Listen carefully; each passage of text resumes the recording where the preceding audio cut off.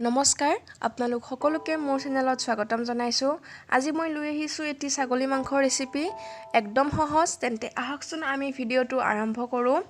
মাংসখিনি মই প্ৰথমতে মেৰিনেটৰ বাবে মিঠাতেল ব্যৱহাৰ কৰিছো আৰু ইয়াত মই শুকান মছলা ব্যৱহাৰ কৰিম, য'ত আছে জলকীয়া গুড়ি, হালধি গুড়ি, জিৰা গুড়ি আৰু চিকেন মছলা। গোটেইখিনি মই দি দিছো, দি ভালদৰে মিক্স কৰি লম। আৰু এয়া আদা নহৰু পেষ্ট আৰু ইয়াত মই দুটা পিয়াজ কাটিছিলো, তাৰে মই আধা অংশ দিছো আৰু গোটেইখিনি ভালদৰে মিক্স কৰি মই আধা ঘণ্টা মানৰ বাবে ৰেষ্টত থৈ দিম।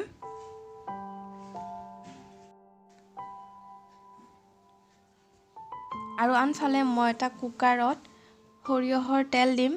মই কুকাৰত বনাইছো মাংসখিনি। সৰিয়হৰ তেলখিনি গৰম হোৱাৰ পিছত মই ইয়াত ৰৈ যোৱা পিয়াজ আৰু এটা জলকীয়া দিছো। এইখিনি ৰঙচুৱা হোৱালৈকে ভাজিব লাগিব।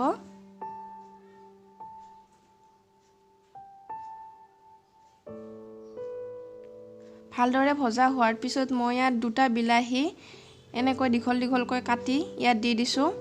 বিলাহীখিনিও প্ৰায় মই 2-3 মিনিটমান ভজাৰ পিছত চাওক কি ধুনীয়াকৈ বিলাহীখিনি সিজি গৈছে। আৰু ইয়াত মই ৰেষ্টত থৈ দিয়া মাংসখিনি দি দিছো। এইখিনি প্ৰায় মই 2 মিনিটমান হাই ফ্লেমত লৰাই দিছো। গোটেইখিনি ভালদৰে মিক্স কৰিছো। মিক্স কৰি এতিয়া মই ঢাকন দি অকমান সিজিবলৈ দিছো।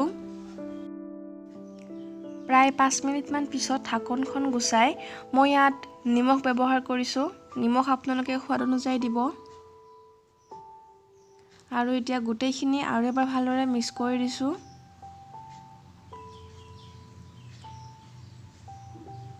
আমাৰ এয়া চাওক সাইডে সাইডে আমাৰ মছলাৰ তেল এৰিব আৰম্ভ কৰিছে।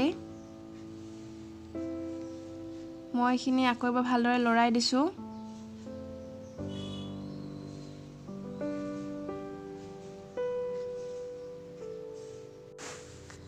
মই প্ৰায় 5 মিনিটৰ মূৰে মূৰে ঢাকন লগাই মাংসখিনি সিজিবলৈ দিছো। আৰু আমাৰ এইখিনি প্ৰায় আধা সিজা হৈ গৈছে। এবাৰ আৰু লৰাই দিছো।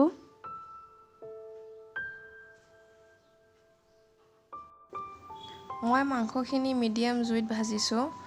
বেছিকৈ জুই দিলে তলত লাগি ধৰিব পাৰে। সেয়েহে মই মিডিয়ামতে গোটেইখিনি ভাজিছো।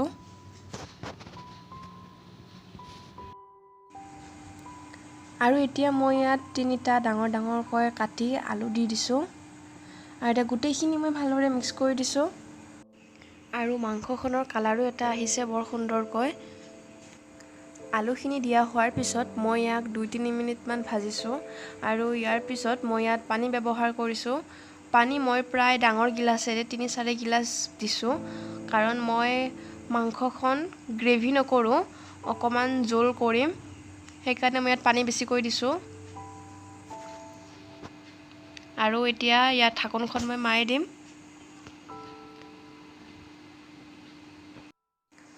মাংসখিনি সিজিবলৈ ইয়াত 3-4টা চিটি মাৰিব দিছো,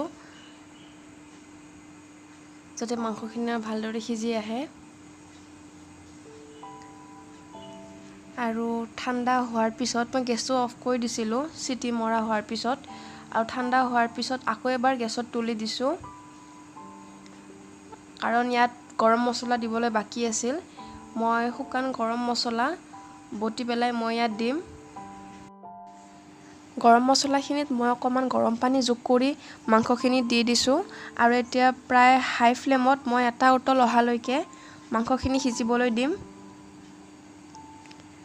আমাৰ এইখিনি প্ৰায় হৈছে। এটা উতল অহাৰ পিছত মই গেছটো প্ৰায় অফ কৰি থম। তেন্তে আপোনালোকে দেখিলেই ছাগলী মাংস বনোৱাটো কেনেকৈ সহজ। তেন্তে আপোনালোকে ভিডিওটো চাই কেনেকুৱা পায় নিশ্চয় জনাব। লগতে লাইক, শ্বেয়াৰ এণ্ড ছাবস্ক্ৰাইব কৰিব নাপাহৰিব যদিহে আগলৈও মোৰ ৰেচিপিবোৰ পাই থাকিব বিচাৰে। আৰু এয়া ছাগলী মাংসখিনি ৰেডি হৈ গ'ল। তেন্তে আকৌ এটা নেক্সট ভিডিঅ'ত লগ পাম। তেতিয়ালৈকে ধন্যবাদ।